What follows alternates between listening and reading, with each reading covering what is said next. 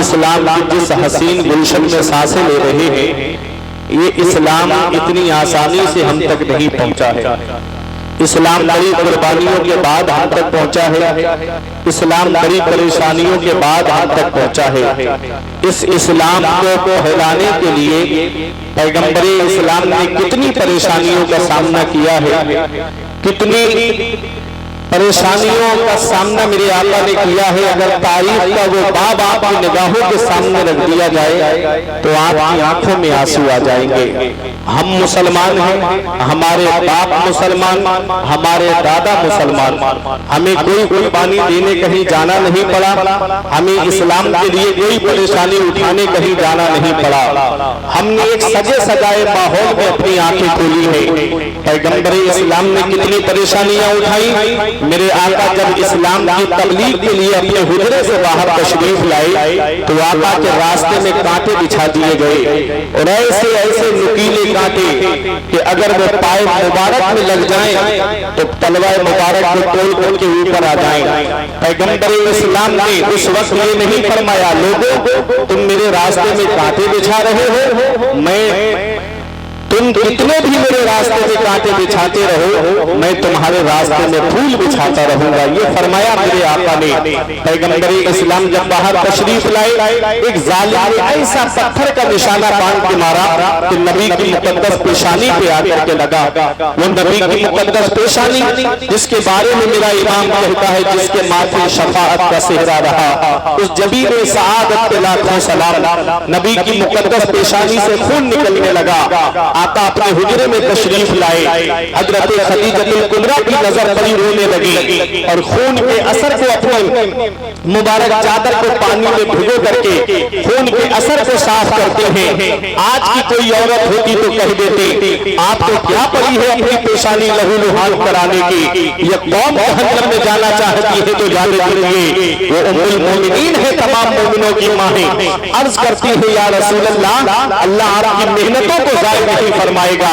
پیغمبر اسلام نے کتنی پریشانیاں اٹھائی، وہ طائف کا میدان آج بھی گواہ ہے۔ جو لوگ عمرہ کرنے جاتے ہیں، جو لوگ حج کرنے کے لیے جاتے ہیں، وہ گلی آج بھی دیکھتے ہیں جہاں میرے آقا کے اوپر پتھروں کی بارش کی گئی تھی۔ میرے آقا جب طائف کے میدان میں پہنچے، چاروں طرف سے پتھروں کی بارش ہو رہی ہے، میرے آقا کی نالین شریف خون سے بھر گئی تھی۔ آقا ایک بات کے اندر تشریف لے گئے، ایک فرشتے نے آ کر کہا آقا مجھے اجازت دے دے، میری حکومت ہواؤں پر ہے، میری حکومت طوفانوں پر ہے، میں ان طائف والوں کو پہاڑوں سے ٹکرا کے مار دوں۔ ایک فرشتے نے کہا آقا مجھے اجازت دے دو، میری حکومت بارش پر ہے، میری حکومت طوفانوں پر ہے، مجھے اجازت دے دے میں ان کے اوپر اتنی بارش کروں یہی ڈوب کر کے مر جائے۔ حضرت جبرائیل علیہ السلام نے کہا آقا یہ طائف کے پہاڑوں کے بیچ میں بستی آباد ہے، مجھے اجازت دے دو پہاڑ گلا دیتا ہوں یہی پس کے مر جائیں گے۔ تو آقا نے ارشاد فرمایا فرشتوں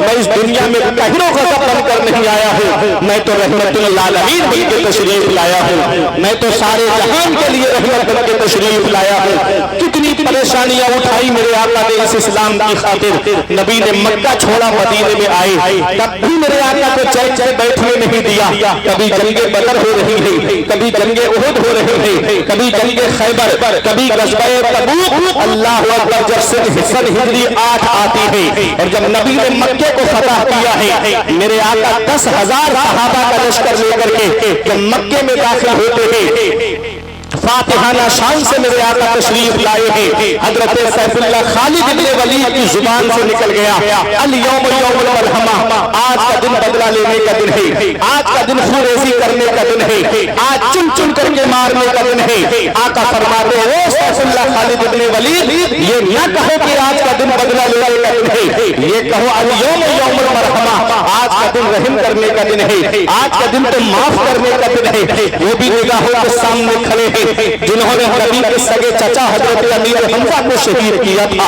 وہ بھی نگاہوں کے سامنے جنہوں نے نبی کے سگے چچا کا فیصلہ کیا تھا۔ آج ہمارے گھر میں اگر کوئی کسی پہ ظلم کر دے تو جب اس کا پریوار ہمارے سامنے آتا ہے، ہمارے دل میں خون جو ہے جوش، ہمارے جسم میں خون جوش مارنے لگتا ہے کہ ہم اس سے بدلہ لینا، اس نے میرے پریوار کو ستایا ہے۔ آج ذرا ذرا سی باتوں پہ ہم رشتے توڑ دیتے ہیں، آج ذرا ذرا سی باتوں پہ رشتے ختم کر دیتے ہیں۔ آؤ ذرا پیغمبر اسلام کی شان دیکھو، آج جس نبی کی محبت میں تم یہاں پر آئے ہو اس نبی کا ذرا مقام دیکھو۔ پیغمبر اسلام کے سامنے نگاہوں کے سامنے تمام لوگ ہیں، میرے آقا فرماتے کیا سوچتے ہو میرے بارے میں؟ سب نے ایک زبان ہو کر کہا تھا آپ کریم ابن کریم ہیں، آپ سخی ابن سخی ہیں، ہم نے آپ کو کرم کرنے والا پایا ہے۔ آقا ارشاد فرماتے ہیں آج میں تم سب سے وہی کہوں گا جو میرے بھائی یوسف نے اپنے بھائیوں سے کہا تھا، لا تثریب علیکم اليوم، آج تم سے کوئی بدلہ نہیں لیا جائے گا، تم سب کے سب آزاد کر دیے گئے ہو، تم سب کے سب معاف کر دیے گئے ہو۔ اعلیٰ حضرت کی نظر پڑی، بریلی سے پکار کے کہتے ہیں یہ وہی ہیں جو بخش دیتے ہیں، یہ وہی ہیں جو بخش دیتے ہیں۔ کون ان جرموں کو سزا نہ کرے، دل کو ان سے خدا جدا نہ کرے، بے کسی لوٹ لے خدا نہ کرے۔ یہ میرے نبی کی شان ہے۔ پیغمبر اسلام نے اس اسلام کو پھیلانے کے لیے کتنی پریشانیوں کا سامنا کیا۔ اے لوگوں جب یہ اسلام دنیا میں پھیل گیا، صحابہ کرام نے مشورہ کیا تھا کہ ہمیں جان ملی ہے نبی کے صدقے میں، مال ملا ہے نبی کے صدقے میں، اولاد ملی ہے نبی کے صدقے میں۔ آقا کے گھر میں 2 مہینے تک چولہا نہیں جلتا ہے۔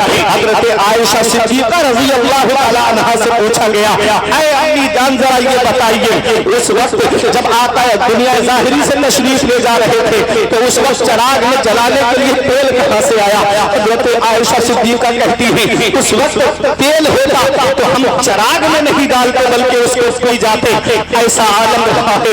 ایک ایک کھجور میں حضرت عائشہ صدیقہ کہتی ہے ہم کھجور کو اٹھاتے اس کی گٹلی پھینکتے نہیں تھے بلکہ اس کی گٹلی کو رکھ لیتے تھے اور اس میں نمک لگا کر کے چوس کر کے گزارا کرتے تھے۔ اس سے یہ مت سمجھ لینا کہ پیغمبر اسلام جو ہے میرے آقا حضور صلی اللہ علیہ وسلم کسی چیز کے مالک و مختار نہیں تھے، میرے آقا دونوں عالم کے مالک و مختار ہیں۔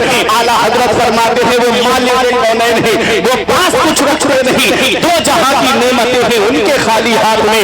آقا نے غریبی کو پسند فرمایا ہے، آقا نے غریبی کو محبوب فرمایا ہے۔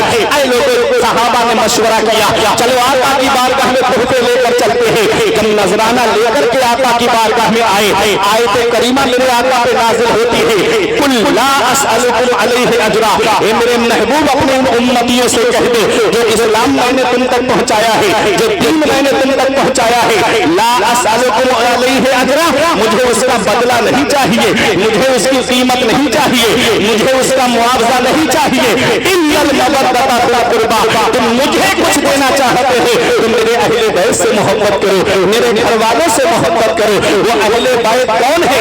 حضرت عبداللہ ابن عباس رضی اللہ تعالیٰ عنہما کہتے ہیں آقا وہ اہل بیت کون ہے جن کی محبت ہمارے اوپر واجب ہے؟ آقا فرماتے وہ علی ہے، وہ فاطمہ ہے، وہ حسن ہے، وہ حسین ہے۔ کیا بات رضا اس کمالستان کرم کی، کیا بات رضا اس کمالستان کرم کی، زہرا ہے کلی جس میں حسین اور حسن۔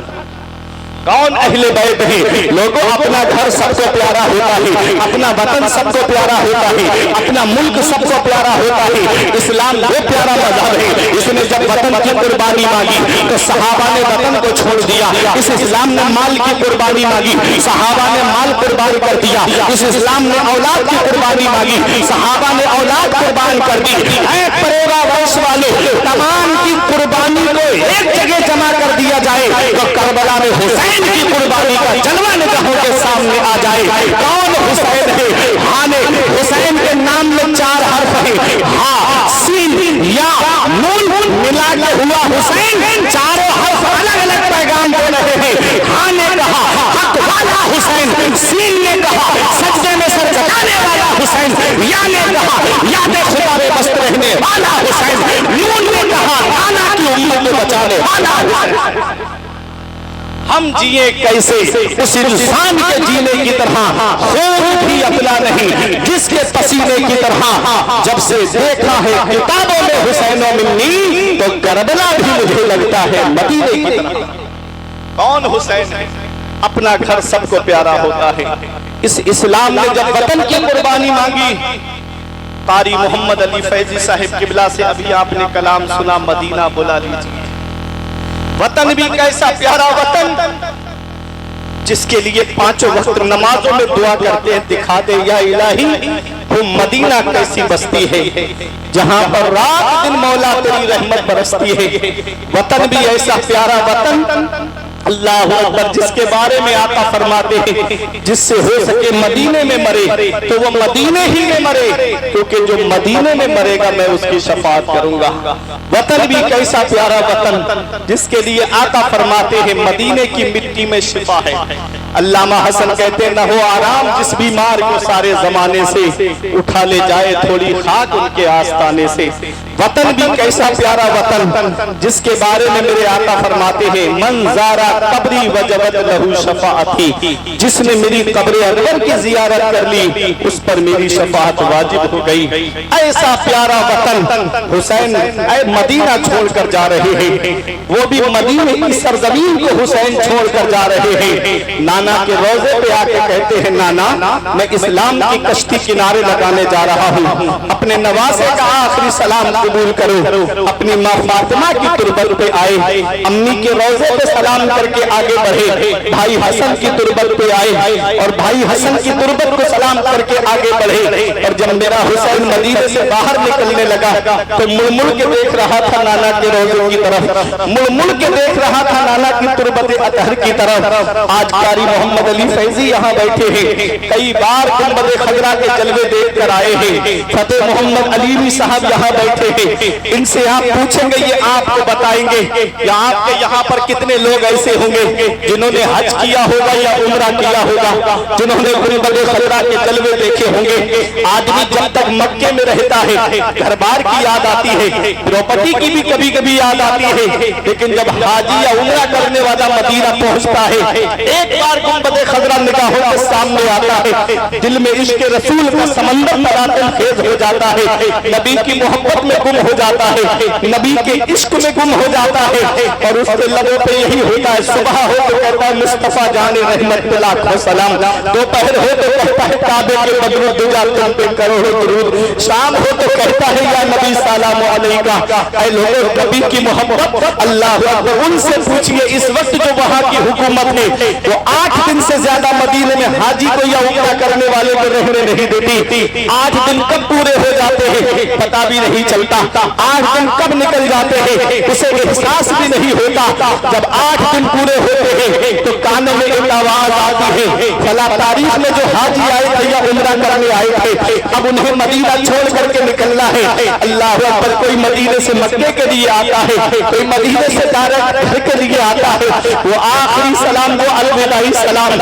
اللہ اکبر، ایک عاشق سے پوچھئے جب گنبد خضرا پہ سلام کرنے کے لیے جاتا ہے، جب آقا کے روزے پہ الوداعی سلام کر کے جب واپس ہوتا ہے سنہری جالیاں پکڑ کے کہتا ہے مولا اس دیار میں آنے کے لیے پوری زندگی دعا کرتا رہا، دکھا دے یا الہی وہ مدینہ کیسی بستی ہے جہاں پر رات دن مولا تیری رحمت برستی ہے۔ مولا گنبد خضرا کے جلوے میں گم ہو گیا، 8 دن کب نکلے مولا پتہ بھی نہیں چلا۔ اے میرے مولا تو مجھے زندگی دے، مولا تو مجھے مال دے، دولت دے، تو ایک بار اپنے محبوب کا روضہ اور دکھا دینا۔ یہی تمنا لے کے آتا ہے کہ ایک بار اپنے محبوب کا روضہ اور دکھا دینا میرے مولا۔ اللہ اکبر، یہ ایک عاشق ہے 8 دن مدینے میں رہنے والا حاجی یا عمرہ کرنے والا جب گنبد خضرا کے جلوے دیکھ کر کے واپس ہوتا ہے، جب مدینے سے رخصت ہوتا ہے تو اس کے دل کی کیفیت میں آپ کو بتانا چاہتا ہوں۔ میں نے خود حاجیوں کی زبانی سنا، میں نے خود عمرہ کرنے والوں کی زبانی سنا کہ جب گنبد خضرا پہ سلام کر کے جب حاجی واپس ہوتا ہے تو آنکھوں سے آنسو رو کے نہیں رکتے ہیں۔ سامان سفر تیار کرتا ہے حاجی مگر آنسو نہیں رکتے، آنسوؤں کے سیلاب کو آستین میں جذب کرتا ہے حاجی اور اپنا سامان لے کر کے سواری کی طرف بڑھتا ہے۔ گھنٹوں بیٹھ کر کے بسوں میں روتے ہوئے عاشقوں کو ہم نے دیکھا اور سنا ہے۔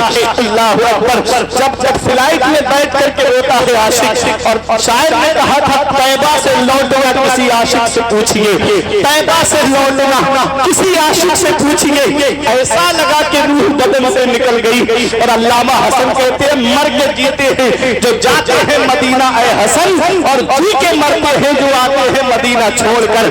اللہ اکبر. مدینہ کی سرزمین کو 8 دن مدینے میں رہنے والا حاجی جب چھوڑے، عمرہ کرنے والا جب مدینے کی سرزمین کو چھوڑے تو آنکھوں سے آنسو رو کے نہیں رکے. یہ وہ حاجی ہے عمرہ کرنے والا ہے جس کا گھر مدینے میں نہیں، جس کی پراپرٹی مدینے میں نہیں، جس کا سرمایہ مدینے میں نہیں، جس کا کاروبار مدینے میں نہیں، جس کا گھر مدینے میں نہیں، صرف نبی کا روزہ دیکھنے گیا ہے. تب محبت کا یہ عالم ہے. ارے دل دیکھے جب یہ عالم ہے تو دیدار کا عالم کیا ہوگا.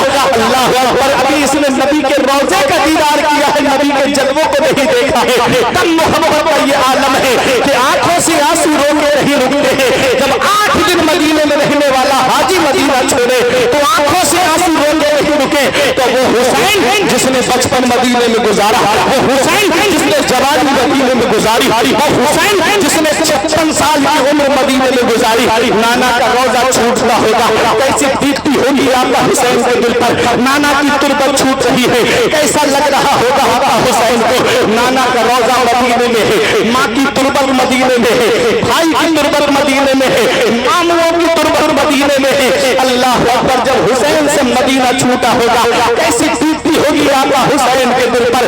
حسین مدینے سے باہر نکلے، مڑ مڑ کے دیکھ رہے تھے نانا کے روزے کی طرف. حضرت زینب نے پوچھا میرے بھائی آپ کیا دیکھ رہے ہو؟ تو میرے حسین جواب دیتے ہیں اے میری بہن زینب، جسے دنیا میں کہیں چین نہیں ملتا، جسے دنیا میں کہیں سکون نہیں ملتا، جسے دنیا میں کہیں آرام نہیں ملتا، جسے دنیا میں کہیں راحت نہیں ملتی، اسے چین ہمارے نانا کے مدینے میں ملتا ہے، اسے سکون ہمارے نانا کے مدینے میں ملتا ہے، اسے آرام ہمارے نانا کے مدینے میں ملتا ہے، اسے راحت ہمارے نانا کے مدینے میں ملتی ہے. آج وہی مدینہ حسین سے چھوٹ رہا ہے. وہ مدینہ جو کونین کا تاج ہے، جس کا دیدار مومن کی معراج ہے. زندگی میں خدا ہر مسلمان کو وہ مدینہ دکھا دے تو کیا بات ہے. وہ مدینہ حسین سے چھوٹ رہا ہے. تجلیوں کی عجب ہے فضا مدینے میں، نگاہ شوق کی ہے انتہا مدینے میں. غم حیات نہ خوف قضا مدینے میں، براہ راست ہے راہ خدا مدینے میں. حسین مدینہ چھوڑے مکہ آئے، مکے سے حسین کربلا چلے. آپ دیکھ رہے ہیں وقت کافی ہو چکا ہے. میں آپ کو مکمل تو شہادت امام حسین نہیں سنا سکتا، مکمل تو کربلا میں آپ کو نہیں سنا سکتا. پچھلی ایک بار اور میں آیا تھا تب بھی مجھ کو سب کے آخر میں ڈالا گیا تھا. یہ حالات ہیں. اللہ آپ سب کو عقل سلیم عطا فرمائے. کتنا پیسہ جلسوں میں خرچ ہوتا ہے لیکن صبح کو حالات دیکھو تو آدمی ویسا ہی نظر آتا ہے.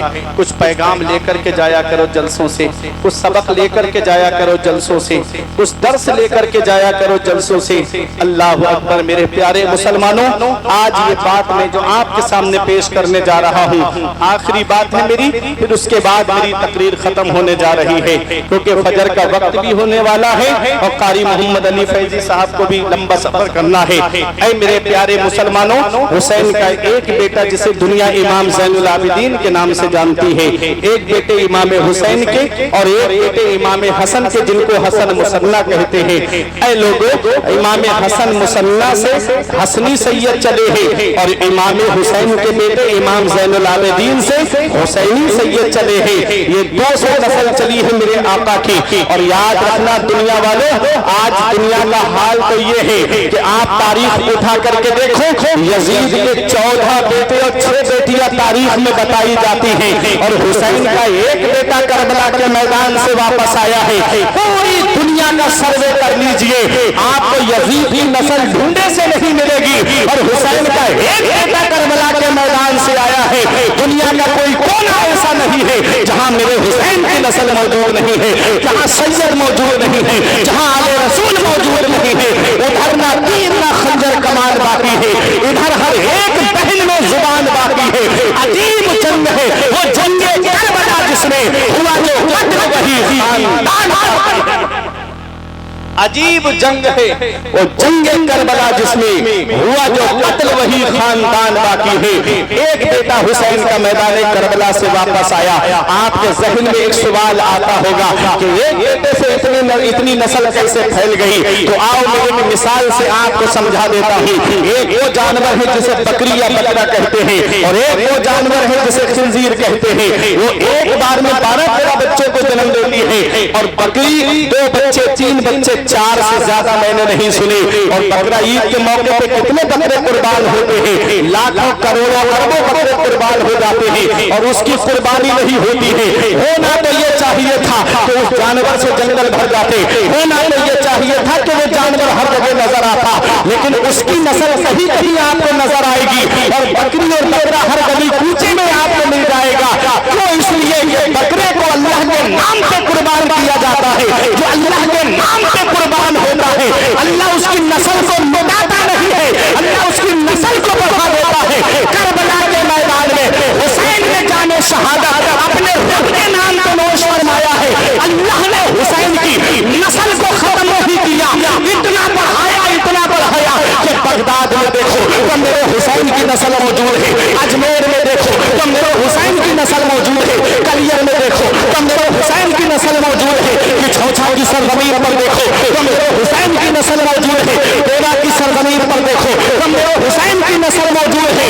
आज पूरी दुनिया में सैयदों की शक्ल में मेरे हुसैन की नस्ल मौजूद है। हुसैन से जो मिली है उड़ान रखते हैं, हम अपने पाँव पे आसमान रखते हैं। और यजीद जैसे भिखारी की हैसियत क्या है? हुसैन सबसे बड़ा खानदान रखते हैं। यजीद जैसे भिखारी की हैसियत क्या है? हुसैन सबसे बड़ा खानदान रखते हैं। एक बेटा हुसैन का मैदान करबला से वापस आया। उनकी मैं एक बात आपको बता दूं और अपनी जगह बैठ जाऊं। कौन? इमाम ज़ैनुल आबिदीन हैं। करबला के वाक़े के बाद किसी ने इनको मुस्कुराते नहीं देखा। जब पानी सामने आता रोने लगते हैं। करबला का मंजर निगाहों के सामने आ जाता है। वो इमाम ज़ैनुल आबिदीन, एक बार उनके बेटे इमाम मोहम्मद बाकिर ने पूछा, अब्बा कभी तो जिंदगी का मोड़ एक ऐसा आता है कि लबों पे मुस्कुराहट आ जाती है, आप कभी नहीं मुस्कुराए? तो एक जवाब दिया था, बेटा जो मंजर मेरी आंखों ने देखा है अगर तू देख लेता तो तू भी कभी जिंदगी में नहीं मुस्कुराता।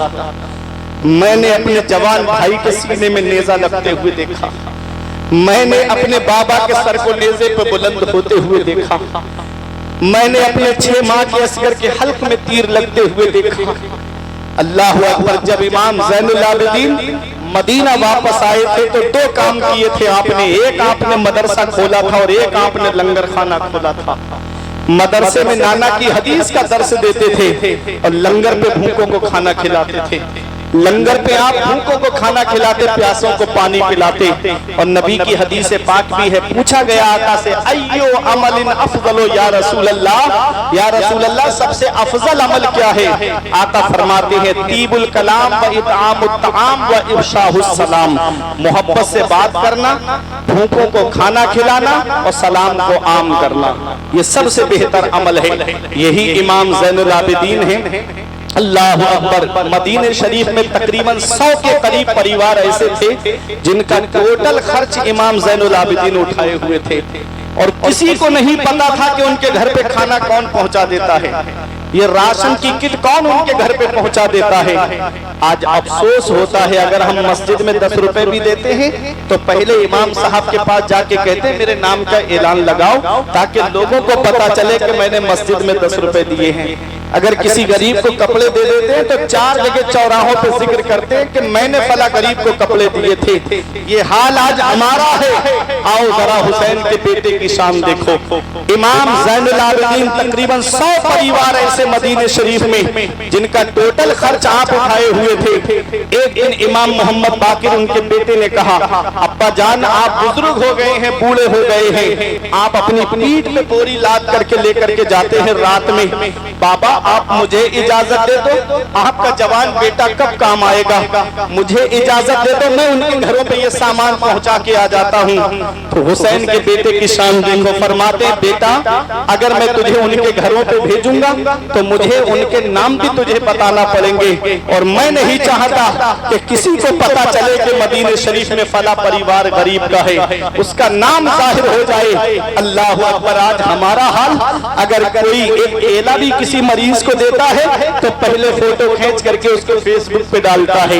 لاک ڈاؤن میں نہیں دیکھا کسی غریب کو آپ نے کہ ایک عورت کو بیچ میں کھڑا کر کے چاروں طرف سے لوگ کھڑے ہو کر کے تھوڑا سا راشن دے کر کے فوٹو کھینچ کر کے فیس بک پہ اور انسٹا پہ اپلوڈ کر رہے تھے۔ یہ حال ہے، ہم غریبوں کی غربت کا مذاق اڑاتے ہیں۔ سیکھو حسین کے بیٹے سے، خود کھاتے نہیں تھے اوروں کو کھلاتے تھے، خود کھاتے نہیں تھے اوروں کو کھلاتے تھے۔ کیسے صابر تھے محمد کے گھرانے والے، یہ حسین کے بیٹے کی شان ہے۔ فرمایا بیٹا میں تجھے بھیجوں گا تو ان کے نام بھی تجھے بتانا پڑیں گے، اور میں نہیں چاہتا کہ کسی کو پتا چلے کہ مدینے میں فلاں پریوار غریبوں کا ہے۔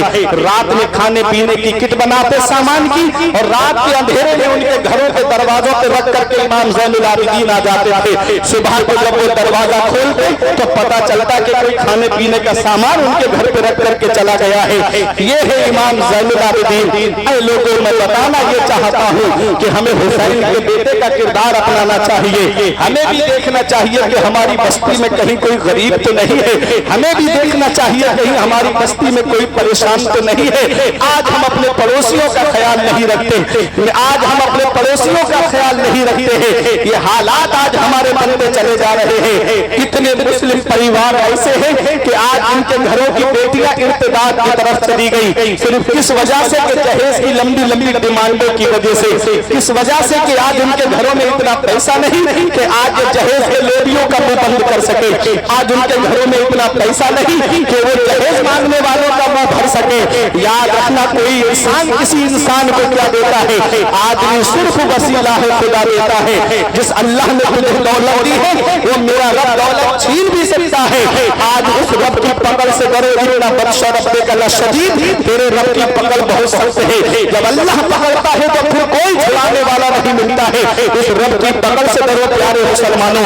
اللہ نے بیٹا دیا ہے، اللہ کا شکر ادا کرو۔ اللہ نے نور نظر دیا ہے، اللہ کا شکر ادا کرو، ورنہ کسی کے گھر میں تو چراغ جلانے والا تک نہیں ہے۔ پیر کی چپلیں گھس گئی، عالموں کے گھروں کے چکر لگاتے کہ کوئی تعویذ دے دو میرے گھر میں بیٹا پیدا ہو جائے، پیروں سے دعا کراتے کہ حضرت دعا کر دو میرے گھر میں چراغ جلانے والا آ جائے۔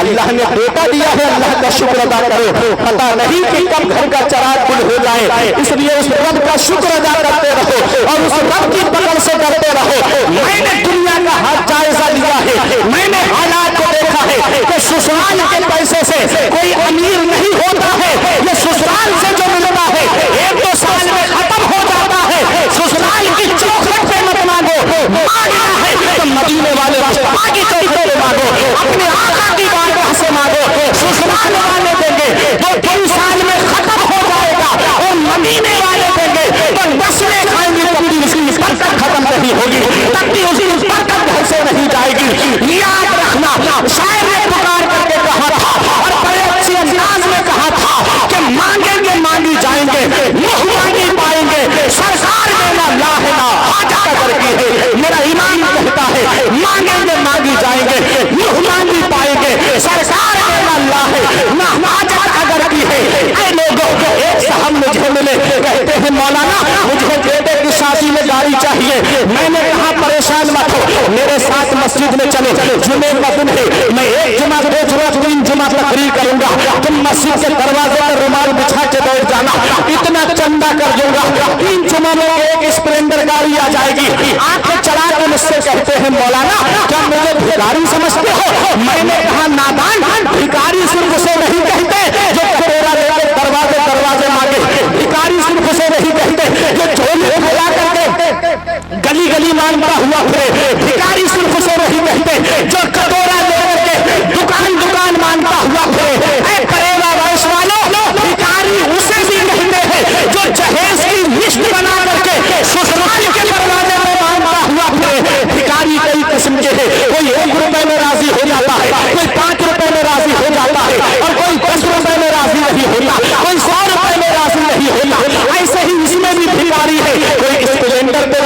जाता है, कोई अपाचे पे राजी हो जाता है और कोई कार पे भी राजी नहीं होता है। ऐ लोगों याद रखो, ये दुनिया वालों से मांगोगे जिल्लत मिलेगी, मदीने वाले मुस्तफा से मांगोगे इज्जत मिलेगी।